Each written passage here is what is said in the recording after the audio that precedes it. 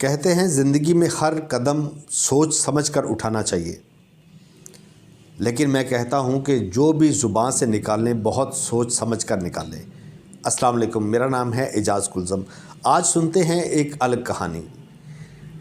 ایک محلے کے اندر ایک نوجوان نے کرائے پر ایک گھر لیا اور وہاں پہ رہنا شروع کر دیا۔ اسی گھر کے ساتھ ایک اور آدمی رہتا تھا جس کا نام تھا بوٹا۔ وہ خود کو بہت سمجھدار ہوشیار سمجھتا تھا اور محلے دار بھی اس کی باتوں کو مانتے تھے۔ اس بوٹے نے اس نوجوان کو دیکھا تو اس نے پورے محلے کے اندر یہ بات پھیلا دی کہ یہ نوجوان چور ہے۔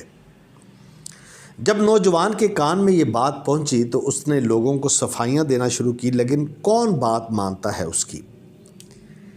اگلے ہی دن محلے کے اندر چوری ہو گئی اور لوگوں نے پہلے یہ سوچ رکھا تھا کہ یہ چور ہے، اس کو پولیس کے حوالے کر دیا۔ اگلے دن کیس کورٹ میں چلا گیا، جبکہ ثبوت نہ ہونے کی بنیاد پر اس کو باعزت بری کر دیا گیا، مگر اس نوجوان کے دل میں بہت غصہ تھا، بہت رنج تھا اس بوٹے کے اوپر کہ اس نے میری عزت کو خراب کر دیا ہے۔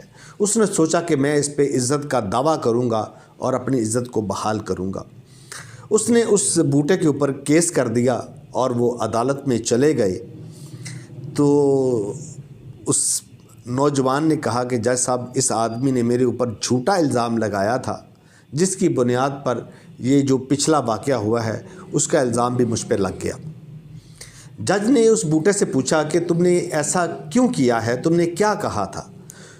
اس بوٹے نے کہا کہ میں نے تو صرف ایک پیشین گوئی کی تھی اور میرا تو کوئی ایسا مقصد ہی نہیں تھا اور میرا اس میں کوئی قصور نہیں ہے۔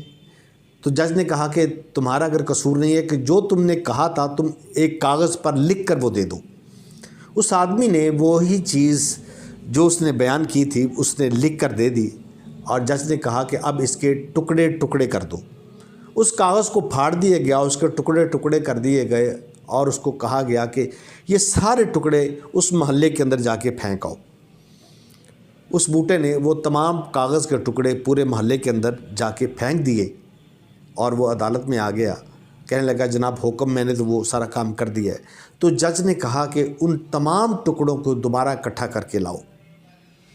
وہ کہنے لگا جج صاحب اب تو کافی ٹائم ہو گیا ہے، کچھ تو مل جائیں گے اور کچھ نہیں ملیں گے۔